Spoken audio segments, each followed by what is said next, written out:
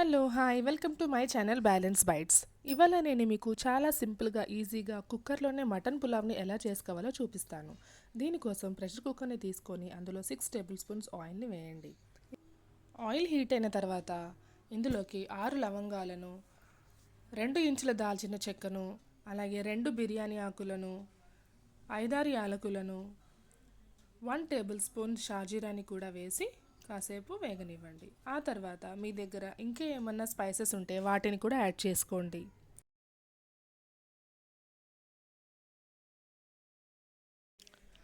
ఇష్టం ఉన్నవాళ్ళు జీడిపప్పుల్ని కూడా యాడ్ చేసుకోవచ్చు.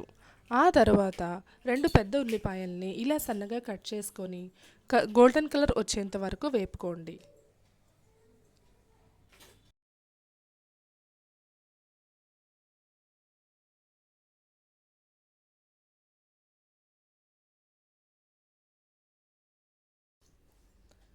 తర్వాత ఒక 5 to 6 పచ్చిమిరపకాయలు ఇట్లా సన్నగా కట్ చేసుకుని యాడ్ చేసుకోండి.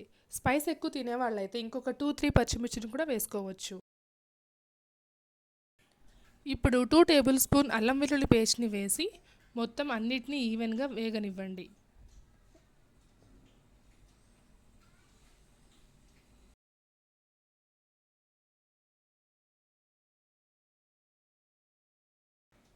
ఇవన్నీ కూడా చక్కగా వేగిన తర్వాత మటన్ని యాడ్ చేసుకోండి. నేనైతే ఇక్కడ అరకిలో మటన్ని తీసుకున్నాను. ఈ మటన్ని నేను 2-3 టైమ్స్ చక్కగా వాష్ చేసుకున్న తర్వాత సాల్ట్ వాటర్లో ఒక 20 to 30 మినిట్స్ ఉంచుకున్నాను. ఇలా ఉంచుకోవడం వలన మనకి మటన్ పీస్ అనేది చాలా చక్కగా ఉడుకుతుంది. ఇక్కడ మటన్ని మనము హై ఫ్లేమ్లో మాత్రమే ఒక 2-3 మినిట్స్ వేగనివ్వాలి. అలా వేగిన తర్వాత దీనికి 2 టేబుల్ స్పూన్ సాల్ట్, అలాగే 1 టేబుల్ స్పూన్ గరం మసాలాని యాడ్ చేసి ఇంకొక 2-3 మినిట్స్ ఫ్రై అవ్వనివ్వండి.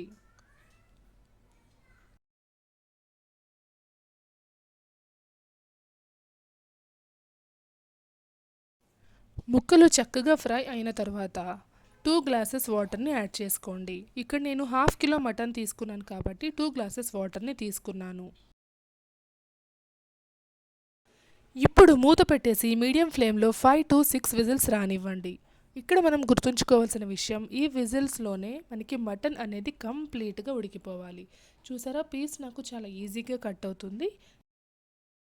మటన్ పర్ఫెక్ట్గా ఉడికిన తర్వాత కూడా నాకు ఇక్కడ ఇంకా 1.5 కప్ వాటర్ మిగిలాయి. ఇక్కడ మిగిలిన 1.5 కప్ వాటర్కి నేను ఇంకొక హాఫ్ కప్ వాటర్ని యాడ్ చేస్తున్నాను. ఎందుకంటే నేను 1.5 కప్ బాస్మతి రైస్ని తీసుకున్నాను కాబట్టి 2 గ్లాసెస్ వాటర్ నేను తీసుకున్న రైస్ క్వాలిటీకి చక్కగా సరిపోతుంది. సన్నగా కట్ చేసిన పుదీనా, కొత్తిమీర, అలాగే కడిగి నానబెట్టుకున్న బాస్మతి రైస్ని కూడా యాడ్ చేయండి.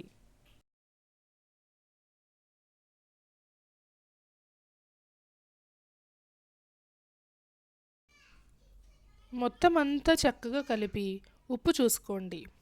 ఇప్పుడు కుక్కర్ మూత పెట్టేసి మీడియం ఫ్లేమ్లో ఒక్క విజిల్ వచ్చాక స్టవ్ ఆఫ్ చేసి 15 మినిట్స్ అలాగే ఉంచండి. అంతే అండి. బ్యాచిలర్స్, కొత్తగా వంట చేసే వాళ్ళు కూడా ఈ పులావ్ని పర్ఫెక్ట్గా చేసుకోగలరు. మరి మీరు కూడా ఈ పులావ్ని ఇంట్లో దొరికే ఐటమ్స్తోనే చాలా సింపుల్గా ఈజీగా ట్రై చేసేసి ఎంజాయ్ చేయండి. Thank you.